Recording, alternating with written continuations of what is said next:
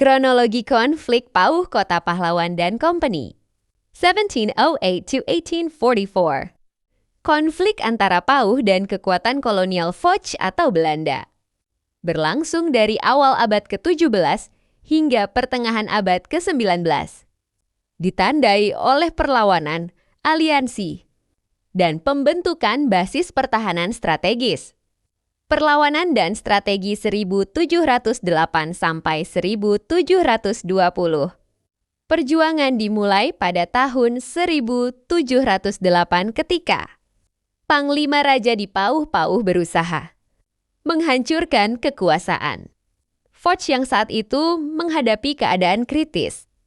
Meskipun sempat dijadikan regen oleh Belanda pada 1715. Pauh diserang Besser dan menyingkir. Ia kemudian mencoba serang kecil pada 1716. Yang semuanya gagal. Pauh juga membangun aliansi, termasuk dengan Raja Suroaso, keponakan Raja Halung dari Sumatera. Meskipun sempat bersedia bekerja sama dengan Foch dan menetap di daerah yang ditunjuk pada 1718. Pauh dan anak buahnya berusaha kembali secara diam-diam ke Pauh pada tahun 1720, tetapi gagal total. Eskalasi, penangkapan, dan benteng 1722 sampai 1727. Tahun 1722 menjadi titik balik. Pauh dan Raja Suroaso memimpin pasukan yang maju hingga depan kota Padang. Namun, serangan ini dihadang oleh Padang yang diperkuat oleh 120 pasukan Bugis dan awak kapal Belanda. Pauh sempat ditangkap oleh Belanda dan dikirim ke Batavia. Tetapi ia kembali, melarikan diri ke gunung dan mendapat bantuan dari rakyat 13 Koto. Kejadian ini memicu Belanda mengadakan kontrak pada tahun 1724, di mana rakyat berjanji tidak akan membangun kembali daerah di atas puing kota Pauh. Perlawanan semakin intensif, memaksa Pauh kembali ke gunung. Peristiwa penting berikutnya adalah pendirian Kampung Duri pada tahun ke-1727, Benteng.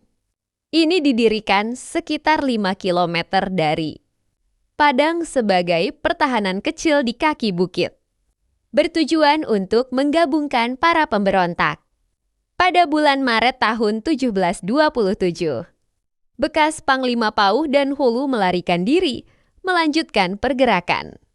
Penerusan perjuangan 1735 sampai 1844.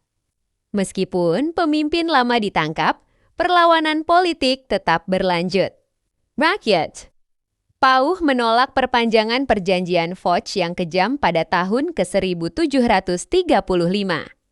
Perjuangan bersenjata kembali membesar dengan kedatangan Abdul Jalil sebagai raja. Pagaruyung pada tahun ke-1744, ia memimpin pergerakan melawan Belanda yang berujung pada serangan bersama rakyat. Pauh melawan Panglima Raja di Pauh, yang saat itu berpihak ke Belanda. Pada tahun ke-1755. Fase terakhir yang tercatat adalah pada Desember tahun 1844, di mana Pauh kembali menarik perhatian Hindia Belanda yang dipimpin Misils. Pada masa ini, sekitar 300 orang pejuang Pauh siap untuk melancarkan serangan terhadap Padang. Secara ringkas, sejarah Pauh adalah narasi panjang tentang adaptasi strategi perlawanan. Dari pertempuran terbuka hingga pembangunan basis gerilya seperti Kampung Duri, yang terus berlanjut melintasi generasi.